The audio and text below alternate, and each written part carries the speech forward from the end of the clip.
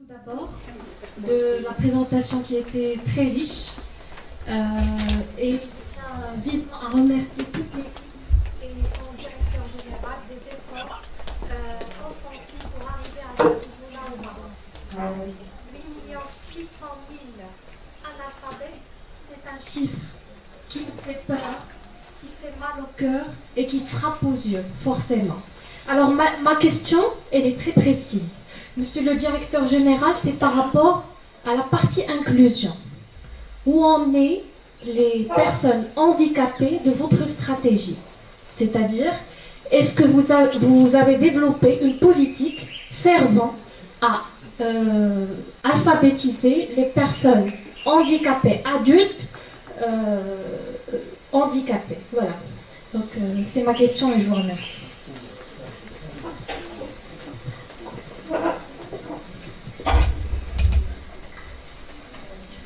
Je vous remercie à mon tour de votre présentation qui a été très précise et je tiens à poser deux questions. Vous avez soulevé l'enjeu principal et primordial qui est de la conduite du changement et du fait de convaincre les gens analphabétisés de poursuivre leurs études ou bien de commencer vers ce pas. Or, j'ai une autre question qui est celle qui concerne la fidélisation de ces personnes. Votre objectif d'alphabétiser 1 million de personnes durant une année est bon, est bien, et nous voyons que ça porte déjà ses fruits. Mais comment comptez-vous fidéliser ces personnes pour qu'il y ait une sorte de dynamique et d'une continuité dans leur apprentissage? Merci. Merci. Monsieur Alaoui.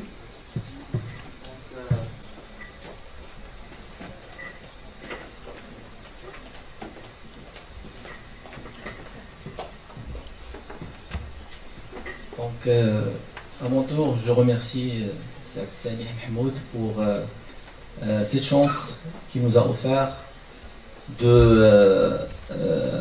d'avoir cette information riche et explicite, comme a dit M. Gdira, concernant le travail et les missions de cette agence, cette mission noble et ces efforts louables qui ont été consentis pour réussir cette mission. Je n'ai pas des questions, mais des demandes d'éclaircissement concernant 3 points. Le premier, c'est par rapport à la demande. On a dit, chaque fois on répète ce mot, la demande, c'est par rapport à vos clients. Donc, une adéquation entre l'offre et la demande. Moi, je suis curieux de savoir comment cette demande s'exprime et comment elle est évaluée, comment elle est quantifiée. Lorsqu'on affiche un chiffre qui est un pourcentage de 32%, comment on a arrivé à quantifier ce chiffre et comment la demande s'exprime. Donc c'est le premier point. Le deuxième point, c'est par rapport aux parties prenantes. Je pense qu'il y a un effort considérable de coordination. Donc comment se fait cette coordination pour aligner les enjeux des différentes parties prenantes? Ce travail d'alignement, comment il se fait? Le troisième éclaircissement, c'est par rapport au système de mesure et d'évaluation. Vous avez toujours répété le dispositif de contrôle de gestion qui est très important, qui est stratégique. Lorsque les objectifs sont des objectifs quantitatifs, je pense que c'est facile. Mais lorsqu'on parle de qualité d'apprentissage, alors quels sont les dispositifs, des systèmes de mesure qui permettent d'apprécier cet élément-là? Merci beaucoup. Oui, monsieur.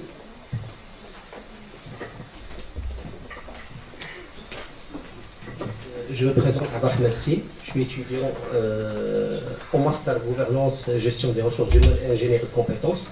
Donc, je remercie à Sigdira d'avoir invité Sidi Mahmoud. Donc, moi, je suis très, très satisfait de votre présentation, donc du point de vue richesse du contenu que de la qualité de la présentation.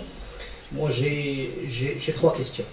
La première, c'est par rapport au système de rémunération, sachant son importance dans la motivation et dans la restructuration et la mise à niveau d'une nouvelle structure. Si on la compare avec les autres établissements publics qui sont à caractère économique, etc., ça c'est le premier défi. Qu'est-ce que vous avez apporté comme réponse, comme solution? La deuxième, c'est l'innovation.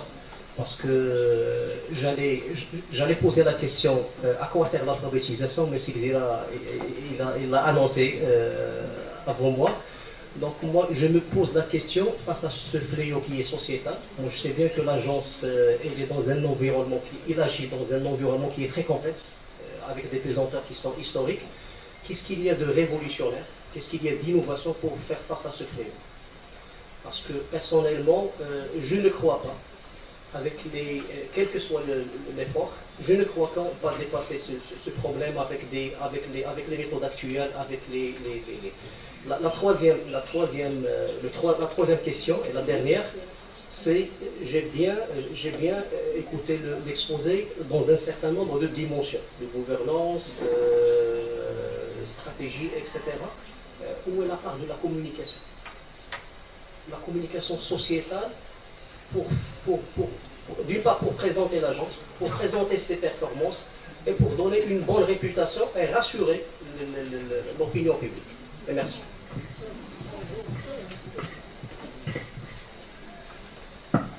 Très bien, on va donner la parole. Est-ce qu'il y a d'autres personnes? Excusez-moi. Oui, madame. Oui, moi aussi, je remercie.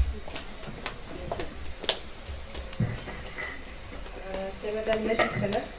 Je suis la formation en première année, master RH et compétences ingénierie. Moi, de mon tour, je remercie M. Kila de nous avoir offert cette occasion et assister à cette conférence. La question, j'ai une seule question qui se porte sur la dématérialisation. Donc, ma question, est-ce que vous pouvez nous préciser alors comment l'agence a pu concrétiser cette dématérialisation? Parce que c'est la mode en quelque sorte par rapport aux organisations qui se trouvent au niveau du Maroc. J'aimerais bien avoir c'est-à-dire l'expérience de l'agence côté dématérialisation.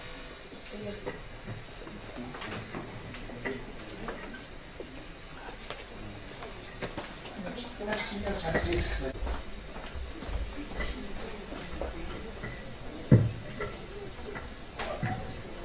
Salam alaikum.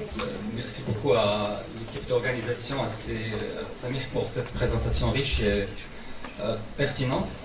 Je m'appelle Admajid Ibarou, je suis formateur en management. En fait, j'ai trois petites questions.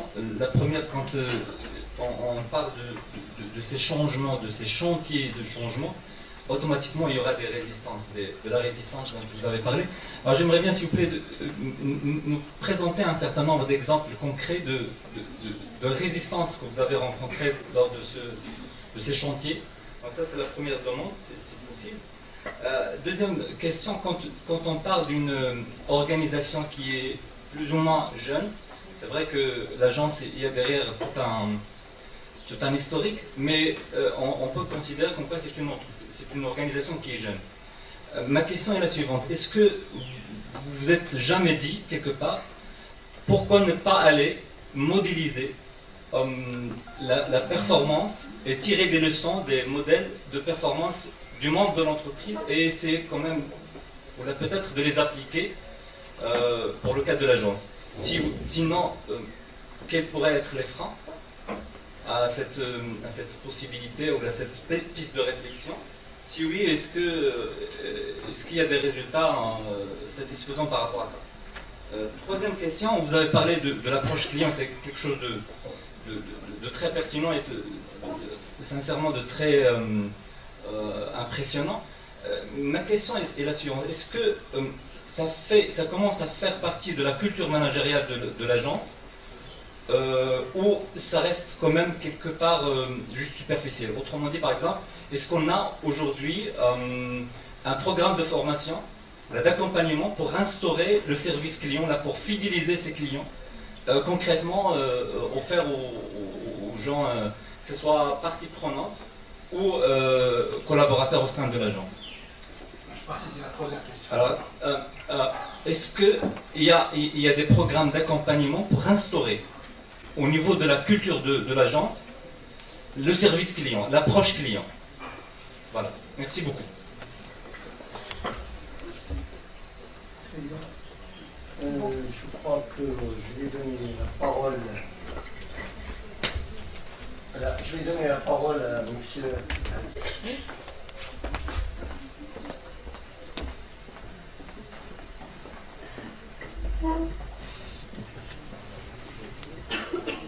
bonjour à tout le monde. Merci, Monsieur Mahmoud, pour votre prestation. Donc là, et aussi à Monsieur Guéra de nous assurer cette occasion d'échange. Donc là, j'ai hésité à poser des questions pour ne pas me répéter. Et là, je voulais intervenir sur 3 points essentiels. Le premier, c'est que vous avez tout le temps parlé du fait que la communication représente le défi majeur. Et donc là, la question est déjà posée, comment vous allez appliquer la communication? La deuxième, elle tourne autour de la... vous avez beaucoup parlé des axes stratégiques. Donc là, un axe stratégique, ça provient de l'interne, de l'agence. Et donc là, comment on va faire une adéquation avec l'autre côté? Donc ça rejoint la question de M. Guéra. Et donc là, pour attaquer un autre angle de vue, c'est celui comment appliquer une approche mercatique pour l'agence. Donc là, comment faire intervenir le marketing pour l'agence afin d'assurer donc là le service à ces clients-là, parce que vous avez précisé dans les clients pas seulement les bénéficiaires mais aussi le fournisseur. Donc comment assurer ce lien continu entre l'agence et les bénéficiaires. Et le troisième point, ça revient à la notion de gouvernance. En apprenant la gouvernance avec M. Guéra, tout le temps la gouvernance, c'est l'état d'esprit, c'est un esprit donc là de droit, voilà, l'état d'esprit et surtout question d'acceptabilité, d'application de droit, de règles, de procédures. Vous en avez parlé que vous avez la mise en place de procédures et aussi le renforcement de l'arsenal juridique. Mais le problème, ou bien la question que je la pose à ce niveau-là, c'est même si l'arsenal il est là, comment s'assurer de son applicabilité? C'est ça ma question principale. Et merci.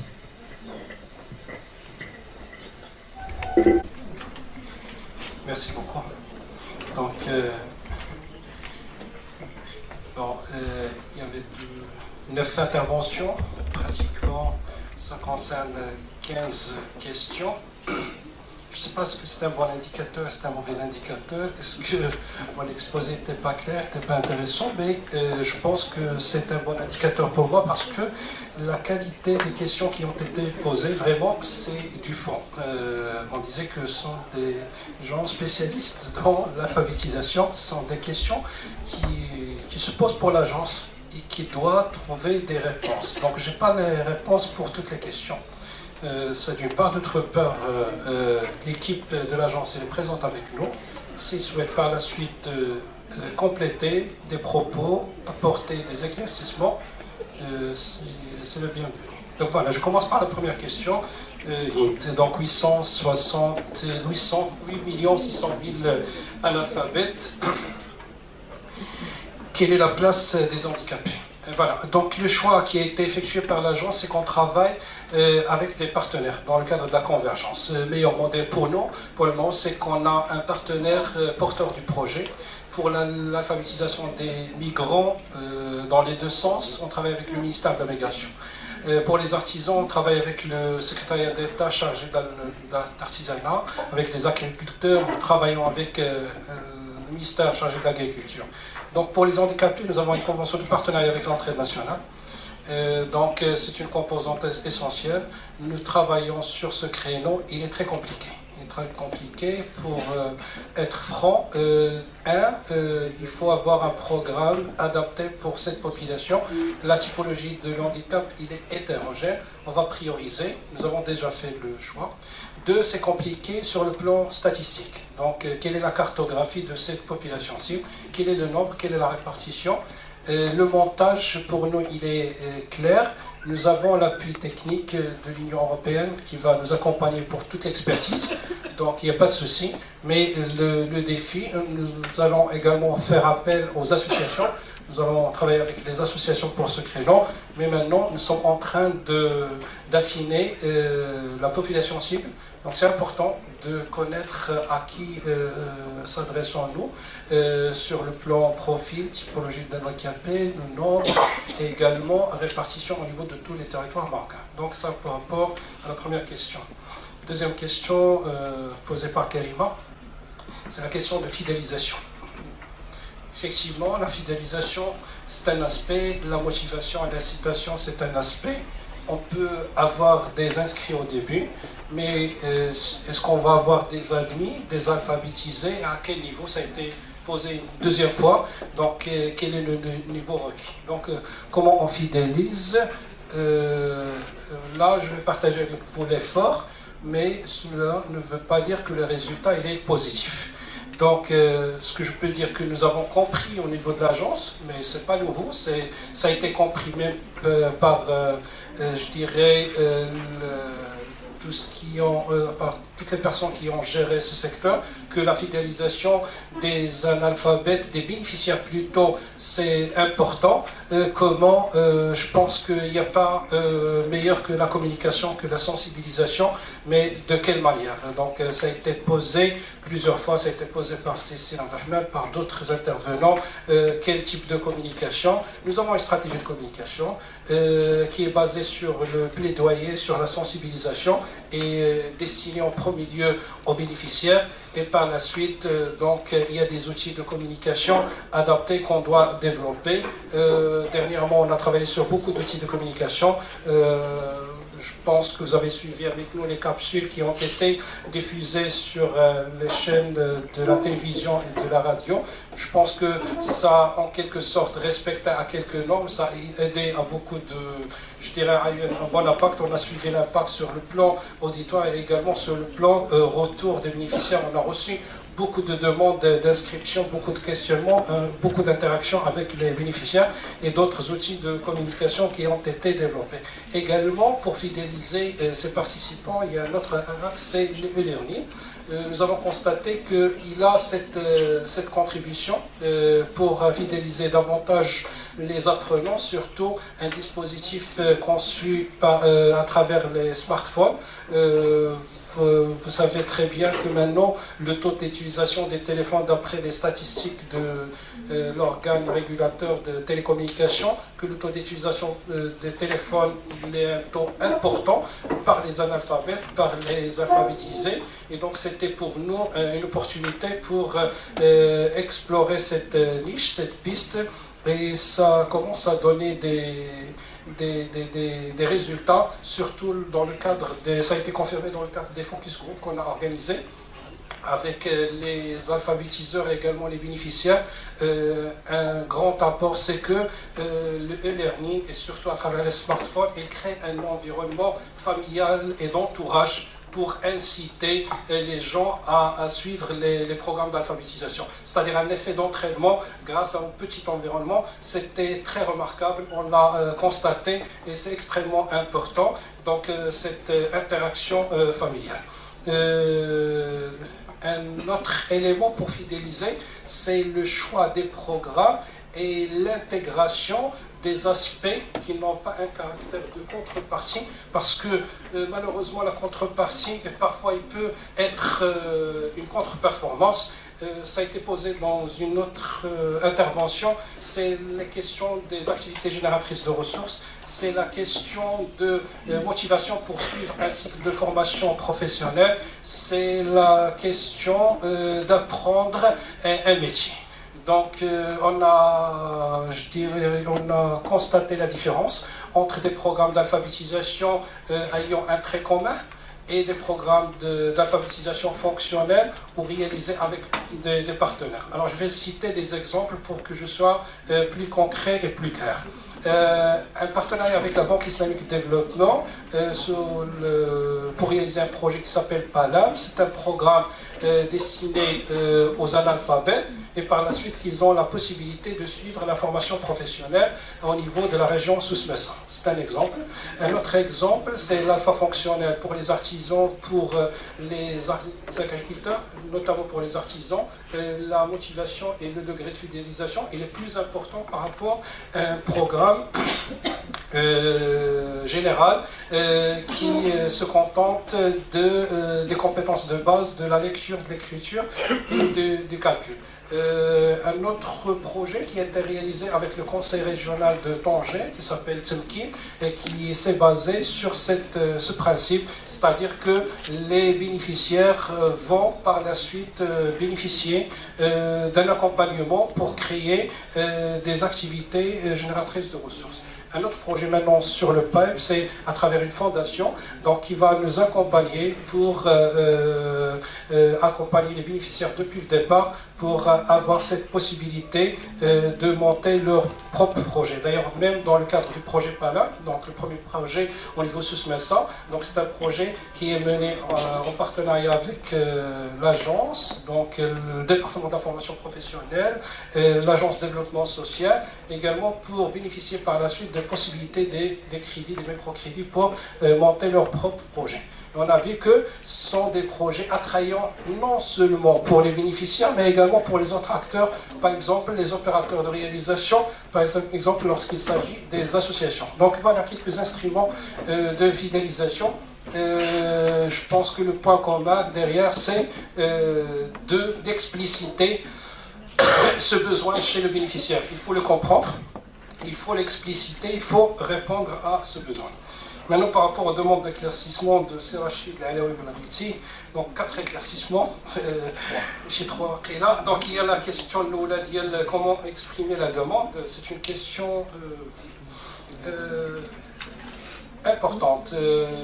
Dans le cadre des programmes d'alphabétisation que nous avons conçus en partenariat avec les acteurs concernés, que ce soit l'Union européenne ou la CGM, ça a été, je dirais, préalablement élaboré par des études. Donc, ces études, donc, il y a des aspects quantitatifs comme qualitatifs et un espace d'entretien avec un échantillon. Donc, dans le cadre des focus group, des entretiens, même avec les patrons de secteur.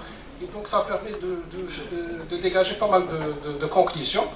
Et d'ailleurs, le secteur BTP, le défi était de dépasser les critiques d'un ancien programme d'alphabétisation qui était destiné à cette catégorie parce qu'on n'a pas fait une bonne analyse des besoins. Donc, toute la concentration était pour répondre à cette question. Donc, à chaque fois que je réponds à certaines questions, ce n'est pas dans la posture de dire que nous réalisons toutes les choses, que nous les réalisons bien, mais juste pour partager avec vous que il y a en majorité le souci d'être à la hauteur, mais au niveau de la réalité, il y a parfois des écarts, des obstacles ou une insuffisance de notre côté. Et cet espace, ça va nous permettre de les identifier. Alors, deuxième précision, c'est les 32%. Pour moi, c'est une deuxième précision. Bon, vous le savez, c'est la référence, c'est le recensement général de la population. Donc, vous savez très bien. Donc, c'est une enquête, c'est un questionnaire. C'est basé sur le déclaratif. J'ai compris en filigrane votre question, je vais expliciter votre souci. Est-ce que le fait qu'il répond à une question de façon déclarative, on peut le considérer analphabète? Il vous par la suite, est-ce que vous actualisez ces statistiques sur la base du déclaratif ou sur la base des mesures, des acquis, des apprentissages? C'est une problématique qui est posée. Et ça peut, je dirais, donner à des interprétations, à, je dirais parfois, à appréhender ce chiffre autrement. Mais pour nous, on a simplifié la chose. On s'est dit, c'est 32%, d'accord? Ce sont des analphabètes qui ne savent pas lire et écrire. D'accord, c'est la base, mais nous, on a ajouté même les gens illettrés, et nous avons ajouté dans le cadre du portefeuille de compétences, au-delà du déficit de compétences qui concerne l'écriture, le calcul et la lecture, d'autres compétences qui touchent, comme ça a été dit, la vie professionnelle, la vie personnelle, et c'est pour cela qu'on s'oriente beaucoup plus vers l'alpha fonctionnel et vers les programmes d'alphabétisation avec les départements. Et donc sur cet aspect, on est plus à l'aise par rapport aux résultats qui seront dégagés par la suite. Alors, le troisième éclaircissement, c'est l'alignement des enjeux et de la coordination. C'est la première mission de l'agence. La coordination, malheureusement, c'est un concept virtuel. Pour le concrétiser, c'est difficile. Même parfois, les gens ne comprennent pas le rôle d'un service de coordination par rapport au rôle d'un service métier. Et c'est une, je dirais, discussion à laquelle on assiste beaucoup. Et parfois, il y a des conflits par rapport à ça. Mais pour moi, la coordination, il est important. Tout ce qui est management, pour moi, c'est un métier. Le management lui-même, c'est un métier. Il a toute sa place. Et donc, les instruments de coordination coordination et les enjeux de coordination. À chaque fois qu'il y a un espace pour faire fédérer les efforts, on les exploite. Je commence par le conseil de le conseil d'administration, par le comité d'audit, le comité de stratégie, et également il y a les réunions, les rencontres institutionnelles avec la société civile, et également les réunions avec les départements ministériels concernés. Et aussi, à l'occasion de toute formulation des besoins avec les partenaires techniques et financiers, c'est une occasion pour nous pour assurer une meilleure coordination, et même nous avons des espaces de coordination avec les partenaires techniques et financiers. Maintenant, les espaces sont là, on les a exploités, mais malheureusement, le dispositif n'est pas aussi très structuré et je dirais très institutionnel et avec une régularité, avec des choses plus structurées. Dernier point d'éclaircissement, c'est le système de mesure quantitatif qualitatif. Alors, voilà, par rapport à ce point, je vais partager avec vous mon appréhension par rapport aux indicateurs. Pour moi, il n'y a pas un indicateur quantitatif, il n'y a pas un indicateur qualitatif. Bon, c'est ma compréhension des choses. Un indicateur, il traduit la mesure d'une situation, d'un objectif. Ça peut être dominé par le qualitatif que par le quantitatif. Mais le défi, c'est de le rendre mesurable. Donc, un bon indicateur, normalement, pour moi, il doit me faire dépasser cette polémique. C'est ma conviction. Donc, lorsque je vais aborder la question de l'impact, de l'effet des programmes d'alphabétisation sur le bénéficiaire, derrière, il y a le qualitatif qui est dominant. Mais est-ce que cela veut dire qu'on ne peut pas le mesurer? C'est difficile de le mesurer par rapport à l'impact des efforts menés par tous les acteurs sur le taux d'analphabétisme. On va mesurer le nouveau taux par rapport à l'ancien. Mais la qualité, on doit la mesurer par d'autres moyens, par un autre indicateur, par d'autres instruments. Là, il y a des spécialistes, on fait appel à des spécialistes, à des experts. Les instruments, vous les connaissez. Là, on peut, à ce moment-là, de parler des méthodes de recherche quantitative, qualitative, d'entretien, du questionnaire et tous les outils d'investigation. Mais pour moi, l'indicateur, il est mesurable, il mesure une situation et il doit, à mon sens, répondre à cette problématique de mesure, quel que soit l'aspect dominant, qualitatif ou quantitatif. Alors par rapport à ce point, nous avons une assistance de l'UNESCO dans le cadre d'un projet qui s'appelle Recherche-Action de la mesure de l'impact des programmes d'alphabétisation. Et parce que tout le monde a compris que c'est difficile, et parce qu'il y a des aspects, à la fois c'est une prestation de service non tangible et qu'on ne peut pas, c'est-à-dire la maintenir dans le temps. Et ça concerne des anciens programmes. Donc il y a une méthodologie qui a été adoptée avec l'UNESCO et avec 5 pays africains. Donc dans le cadre d'un projet, dans sa première phase qui s'appelle Rama 1, et par la suite ce projet a été étalé avec 11 pays africains, donc ça s'appelle Rama 2. Donc avec toutes les méthodes statistiques très développées, avec l'appui de tous les experts. Et le Maroc a eu la chance d'organiser une grande journée de lancement de cet événement à Marrakech le 10 novembre 2016. Donc ça a connu une grande réussite. Et donc nous sommes dans la phase d'harmonisation des outils d'évaluation. Donc le référentiel de compétences il est élaboré, le référentiel d'évaluation il est élaboré. L'année prochaine, c'est l'année de réalisation de l'étude pour mesurer l'impact. Il y avait une autre étude qui a été réalisée il y a quelques années. Maintenant, une autre étude sur la base de cette approche. Le Maroc, par rapport aux autres pays, il a respecté toutes les étapes. Donc il est dans la phase pour lancer cette étude. Maintenant, pour la question de Cécile Rahman, donc 3 volets importants, le système de rémunération, l'aspect innovation et l'aspect révolutionnaire des choses. La question de rémunération extrêmement importante, c'est pas pour s'échapper à la question, j'étais dans une situation où j'ai trouvé qu'il y a un statut de personnel. Donc un statut de personnel qui arrête le système de rétribution, malheureusement il n'est pas attrayant. C'était parmi les défis de l'agence. D'ailleurs, toute l'équipe il est consensuelle par rapport à ce point. Et donc avant de penser à fidéliser les analphabètes, comment fidéliser l'équipe de l'agence? Comment la motiver? C'est une question. Il y a une partie de réponse. Malheureusement, il n'est pas suffisante. Il faut qu'on fasse un travail pour renégocier notre statut. Ça commence par cette conviction. Je ne suis pas très convaincu par le contenu du statut. Mais il y a un autre aspect, c'est l'aspect engagement et état d'esprit de l'équipe parfois il aide à maintenir une certaine motivation. Mais il y a un minimum.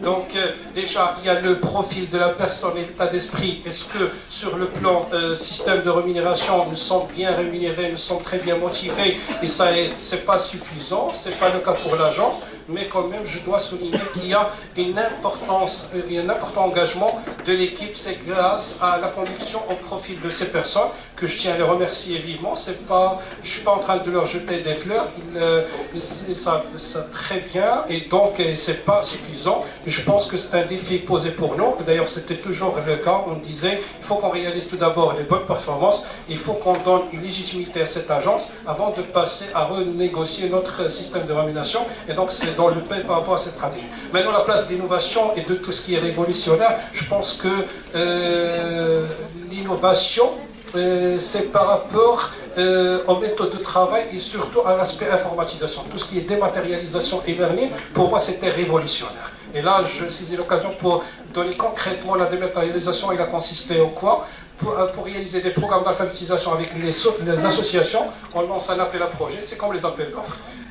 Les associations déposent leur dossier, d'accord, une offre technique, d'accord, par rapport à certains critères, par rapport à une grille, et par la suite, il y a un examen de ces dossiers, et sur la base de ces dossiers, il y a une convention de partenariat signée, contrepartie, une subvention accordée par l'État. La gestion de la subvention, il est versé en 3 parties. D'accord? Donc ce processus, il a été tous dématérialisé. Les associations déposent leurs dossiers de façon numérique.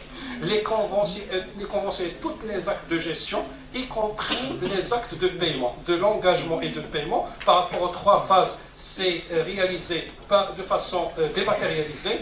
Donc, lorsque je parle des actes de gestion, donc la convention, les ordres de paiement, les ordres de virement, les rapports de démarrage, les rapports de lancement, les rapports de clôture, les états de service payés, donc toutes les pièces donc, sont éditées du système. Ça facilite énormément, ça a diminué le temps de contrôle, notamment par les organes du ministère des Finances, ça a augmenté le climat de confiance avec le partenaire, et donc c'était un bon exemple. L'e-learning également, pour moi, c'était révolutionnaire. Pourquoi? Parce que ça concerne l'alphabétisation. Donc comment on peut présenter une offre, je dirais, e-learning pour quelqu'un qui ne maîtrise même pas les compétences de base de lecture. Donc c'était révolutionnaire dans le concept, c'était révolutionnaire dans le mode de réalisation. Et je pense que ça a été réussi. D'ailleurs, tous ces aspects, donc ça a été réalisé par l'équipe de l'agence. La dématérialisation, c'est 0 dirham, c'est l'équipe interne de l'agence qui l'a réalisé. Pour les autres aspects, c'est avec l'appui technique, mais au préalable, il y a même des possibilités de création de marge d'innovation pour l'équipe. Ça a été accompagné par des formations diplômantes qui ont été prises en charge par l'agence pour développer certains aspects. Il y a des cadres de l'agence qui ont bénéficié des programmes de formation en management ou beaucoup d'autres formations pour aider à améliorer le fonctionnement de l'agence. La communication, Madame Rajak Saïd, le responsable de la communication, et Kautsar Andaki savent très bien ma position et la partagent totalement. On a un grand effort à réaliser par rapport à cet aspect. C'est parmi les maillons pauvres de l'agence. On a un effort considérable à réaliser au niveau de la communication. À un certain moment, on se pose la question, comment l'agence peut communiquer, comment l'agence peut être vulgarisée, connue par tout le monde, et à la fois il a des arriérés, des problèmes, des réclamations, en même temps comment il ne peut pas communiquer, mais il est attendu par tout le monde, il doit assurer la mission de coordination. On n'a pas malheureusement identifié la bonne place pour le curseur, mais c'est un chantier qu'il faut avouer, nous avons beaucoup de choses à faire à ce niveau. La dématérialisation, j'ai répondu pour le profil d'un analphabète, un profil alphabétisé. C'est une question, si j'ai bien compris, qui touche l'impact du programme sur l'analphabète. Donc, premier changement, c'est qu'il commence à avoir les connaissances de base de lecture et d'écriture et de calcul. Mais il y a des témoignages, il y a des cas, des profils qui ont pu quand même aller plus loin. d'accéder au système formel, au certificat primaire, même au baccalauréat. C'est grâce à l'alphabétisation, en grande partie, sont des témoignages que nous ne cessons pas de les partager avec l'auditoire. Lors des assises nationales qu'on a organisées l'année dernière, on a fait appel à ces témoignages pour démontrer aux gens, et là c'est un instrument également de fidélisation, de communication, pour démontrer de façon concrète que c'est possible. Avec l'alphabétisation, on peut aller plus loin. Donc nous avons des témoignages. Nous avons eu l'occasion de partager les propos de ces témoignages dans le cadre des outils de communication d'agence et également dans le cadre d'un certain nombre d'événements. Pour la question de Mona sur le développement personnel et pour le projet de vie personnelle, donc je pense que j'ai abordé cet aspect dans le cadre du programme Post-Alpha.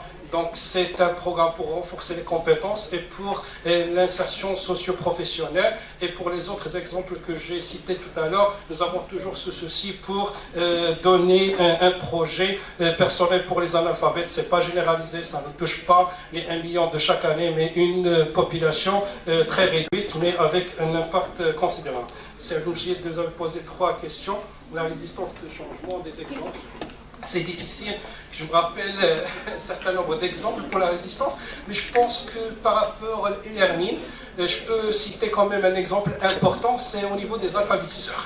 Donc les alphabétiseurs ont manifesté une résistance parce que pour eux, ils ont compris que c'est un dispositif qui va remplacer leur métier.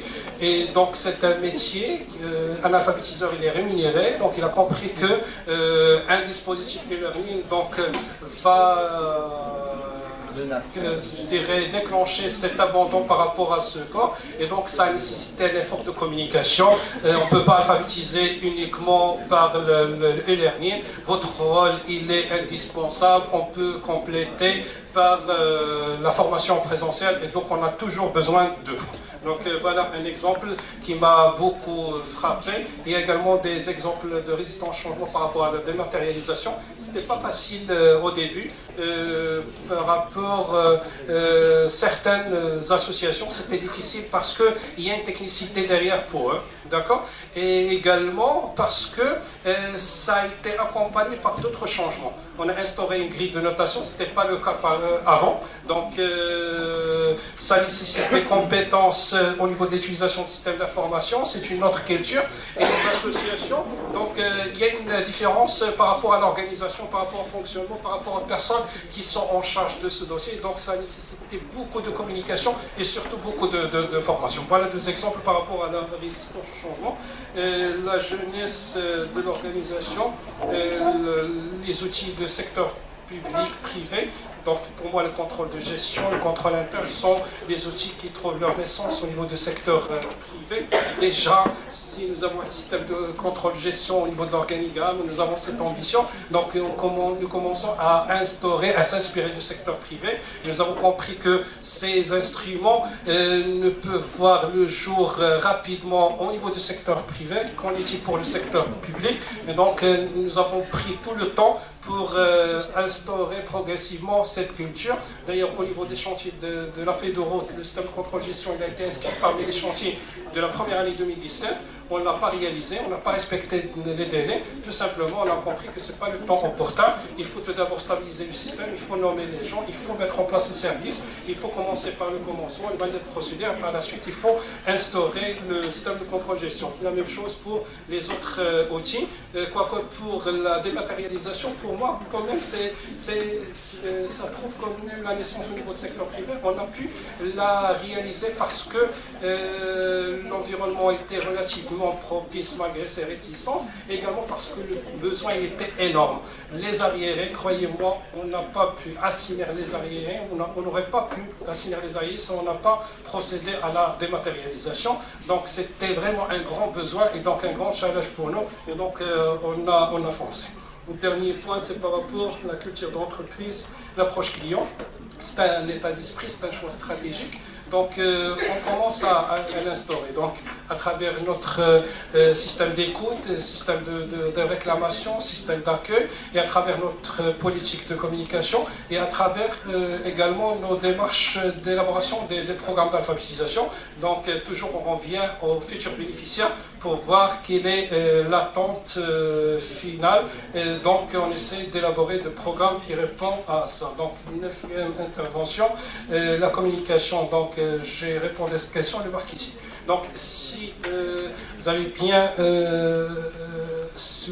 bien suivi mon exposé, en filigrane, c'est une approche marketing qui milite pour le dernier axe. Donc qui commence par l'étude du marché, entre guillemets, l'étude de l'existant, la définition des segments, et par la suite la définition du programme, la place, le prix, la communication. Mais c'est pas évident. Les 4 P également, c'est parmi les outils du secteur privé qu'on a essayé de les adapter au secteur public. On n'a pas utilisé les 8 P, on n'a pas utilisé, je pense, les 5A, mais on a utilisé certains concepts de façon, je dirais, plus simple, sans aborder le concept de façon très explicite, tout simplement parce que ça rentre pour nous, pour notre compréhension, dans la conduite de changement. Donc on a utilisé les phases de la démarche marketing, la phase du haut de la démarche et du bas de la démarche, tout ce qui est définition des segments et tout ce qui est définition des 4 P, mais en filigrane, par ricochet, pour permettre de faire passer le concept intelligemment et de mettre à profit les apports du concept. Dernière chose, l'arsenal juridique, l'état d'esprit, oui, c'est une question posée à toutes les organisations. Oui, il y a les textes, il y a la mise en application. Pour le cas de l'agence, il y a une particularité, il y a des aspects non encore couverts par l'arsenal juridique, pour la simple raison que certains textes, ils concernaient le ministère, le secrétariat d'État, donc ils parlent clairement du ministère, il fallait l'adapter pour le cas d'un établissement public, et donc il faut penser à notre cadrage juridique, donc c'est une obligation. Maintenant, pour la mise en application, on l'avait bien dit, c'est un état d'esprit, c'est un accompagnement, ça rentre tous dans la conduite de changement. Voilà, merci, j'espère que j'ai donné quelques éléments de réponse.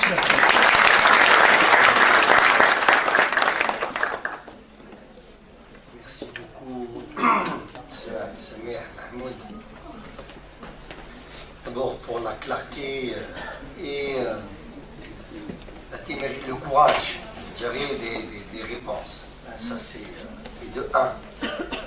On a l'habitude de voir les responsables en train de fuir les réponses. Là, c'est du direct. Et c'est tout à notre honneur, hein, je dirais, d'avoir des responsables de ce calibre qui sont là pour dire qu'il y a des insuffisances, il y a des points forts, il y a des éléments du chantier, etc. C'est une expérience. Notre objectif était de relater cette expérience, de partager avec vous cette expérience, bien sûr. Est-ce que c'est l'expérience modèle? On ne peut pas faire des comparaisons dans ce sens, parce qu'il n'y a de modèle que pour l'organisation qui est concernée. Hein, il y a une culture, il y a des éléments. Nous voyons ici tous les aspects. Il y a des aspects, je dirais, qui restent insuffisants, comme le contrôle de gestion, comme, il y a des aspects de communication, et ça, mais on ne peut pas faire tout en 3 ans. Déjà, faire tout ça en 3 ans, avec toutes les résistances au changement, c'est un acquis majeur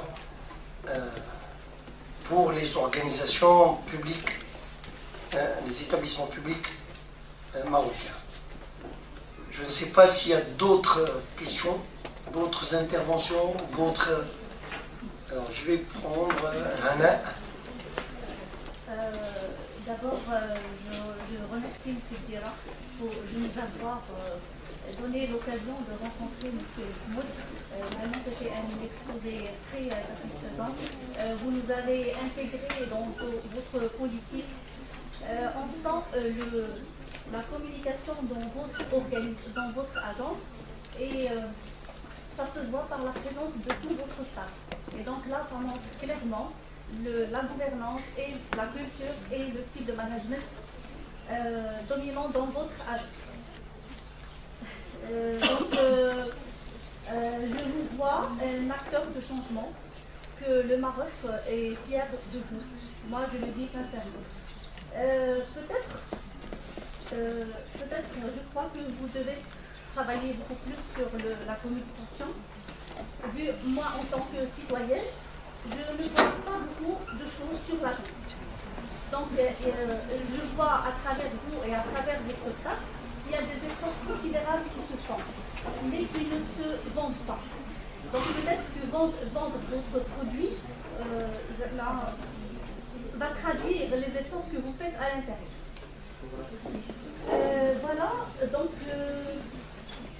moi j'ai des questions, mais dans le côté innovation. Moi je propose des choses, je ne sais pas est-ce que vous l'avez ou pas. Donc pour les gens qui bénéficient de la formation chez vous, d'après les gens et l'entourage, mon environnement, je vois que les gens bénéficient surtout de la langue arabe. Et pourquoi ne pas prendre des gens pilotes sur un site pilote et peut-être aller avec eux plus loin, peut-être à la faculté, au master, ou pourquoi pas. Donc peut-être prendre une élite et pour refléter tous les efforts que vous faites. Un deuxième point, est-ce que vous avez là, pour le français d'abord, il y a un problème, je crois, d'accessibilité physique. Vu peut-être que les centres qui donnent les cours en arabe, ils sont tous accessibles physiquement, mais pour ceux peut-être qui donnent les cours en français, peut-être ils sont loin de la plupart des citoyens. La deuxième question, est-ce que vous avez un système de management de qualité au niveau de votre agence? Et est-ce que vous, en tant que directeur central, donc vous représentez le stratégique? Il y a des middle managers, mais vous, en tant que stratégique, comment vous faites le lien avec les citoyens? Est-ce que vous avez des outils? Est-ce que vous avez des registres de plaintes? Comment vous assurez le contact direct avec les citoyens? Je sais qu'il y a des intermédiaires, mais un manager, il cherche toujours à diminuer la distance hiérarchique entre lui et l'opérationnel, parce que ce qui nous concerne en tous les cas, c'est les citoyens. Une autre question, est-ce que vous avez des animateurs régionaux? Parce que je ne connais pas beaucoup sur l'agence, vous ne vendez pas votre produit, donc je me suis demandé, vous avez des directeurs régionaux, vous avez créé des services, vous avez un organigramme, c'est déjà grand chose. Moi je l'avoue, vraiment, vous faites un effort incroyable. Mais est-ce que vous avez des animateurs? Je ne sais pas. Et il y a une autre chose qui me paraît un peu paradoxale. Vous dites, vous avez dans votre plan d'action un e-learning et vous avez 32% des analphabètes. Alors c'est paradoxal. Comment vous allez communiquer avec ces analphabètes? Ils ne maîtrisent pas l'écriture. Donc comment vous allez communiquer avec eux? Est-ce que c'est toujours à travers des intermédiaires? Voilà. Et je vous remercie infiniment. Merci. Merci beaucoup. Est-ce qu'il y a d'autres questions? Je contente à synthétiser tout. Donc la parole à M. Très bien. Donc, merci pour des propositions. Merci pour les remarques. Merci pour les compliments. Merci pour ce regard qui donne à l'agence et à toute l'équipe qui est présente des pistes pour renforcer l'action. Je pense que ce sont des propositions qu'on va les concrétiser. On n'a pas encore réalisé des points par rapport à votre proposition. Et je pense que cette conférence était l'occasion pour moi pour partager avec vous ce message d'appel aux étudiants. D'ailleurs, on l'a fait il y a quelques mois. Nous avons besoin de l'université, nous avons besoin de l'étudiant. Et on a organisé un événement ici à la Faculté des sciences de l'éducation sur la thématique le rôle de l'étudiant dans l'alphabétisation. On a même organisé une formation des formateurs pour les étudiants. Nous avons l'ambition d'ouvrir des classes d'alphabétisation au niveau de l'université. Nous avons l'ambition également de développer certaines pratiques avec l'université. Donc voilà une autre occasion. On a noté quelques propositions, mais toujours le débat est ouvert. Vous êtes également un acteur. Je ne suis pas en train de lancer la balle dans votre corps. Au contraire, je suis en train de jouer mon rôle de plaidoyer, d'appel à l'appui de tout acteur. Je pense que l'étudiant peut jouer pleinement un rôle. Il y a l'axe communication, il y a l'axe ressources humaines, il y a l'axe gouvernance. Donc ce sont des axes dont vous pouvez nous aider pleinement. Moi, j'étais interpellé par une remarque sur le rôle de top management, du middle management, et sur le contact direct avec le bénéficiaire. Je pense que l'équipe vont se rappeler toujours de mes propos par rapport à ce point. Et parfois, c'était dans un état de mécontentement où je me dis, est-ce que je suis vraiment un directeur d'une agence, je suis un chef de service, je suis dans la situation de middle management. Ça arrive et donc souvent, c'est à cause de cette situation d'arriéré et en même temps des situations que j'ai beaucoup expliquées. Donc, je n'arrive pas à vivre cette situation de façon très confortable de top management, une relation avec middle management. La même chose, parfois, il m'arrive de me poser la question à quel moment j'aurai la chance de voir ce bénéficiaire, de le contacter, de communiquer avec lui directement. C'est notre mission. Parfois, on est à côté de notre mission, je l'avoue, et on partage ce constat et on essaie toujours de le dépasser. Maintenant, comment? Donc, on a ouvert des espaces de communication et surtout, la nomination des responsables, c'est le premier instrument pour être proche, pour que l'agence soit proche de bénéficiaires. Ça, c'est le premier point de contact. Donc, pour nous, sur lequel on table beaucoup. Bien entendu, le système d'accueil. Et malheureusement, le système d'accueil, il est composé, entre autres, par une ouverture via le monde électronique, tout ce qui est messagerie, Facebook. Ce n'est pas toujours donné à tout le monde. Donc, voilà les points d'ouverture, mais ce n'est pas largement suffisant. Voilà ce que je peux dire par rapport à votre intervention. Et je ne peux que remercier mon équipe de tout l'effort.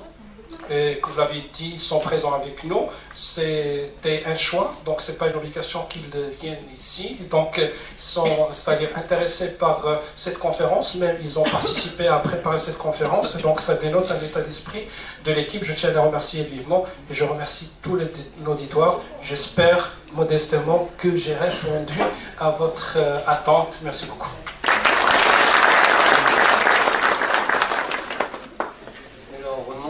Observatoire, au nom des masters, au nom de la faculté et de l'université, nous tenons à remercier le professeur Samir Mahmoud d'abord de cette modestie. C'est pas donné à tout le monde aujourd'hui. Malheureusement, certains managers se prennent pour la cuisse de Jupiter et ça, c'est malheureux. Donc, c'est un modèle pour moi à suivre. Il y en a d'autres. Certainement au Maroc. Le Maroc a besoin aujourd'hui, je dirais, d'une autre dynamique, d'un autre état d'esprit. C'est un modèle, vous avez vu, moi je m'adresse aux étudiants, c'est un modèle que vous pouvez analyser, vous aurez le CD. On va le distribuer pour tout le monde, pour analyser clairement ce qui a été dit et certainement ça va interpeller les étudiants à réfléchir sur des problématiques qui pourraient alimenter leur travail de recherche. Merci beaucoup, professeur Samir Mahmoud. Merci aux étudiants. Ce n'est qu'un début. Alors, je tiens à remercier Stade Malika. élément et remercier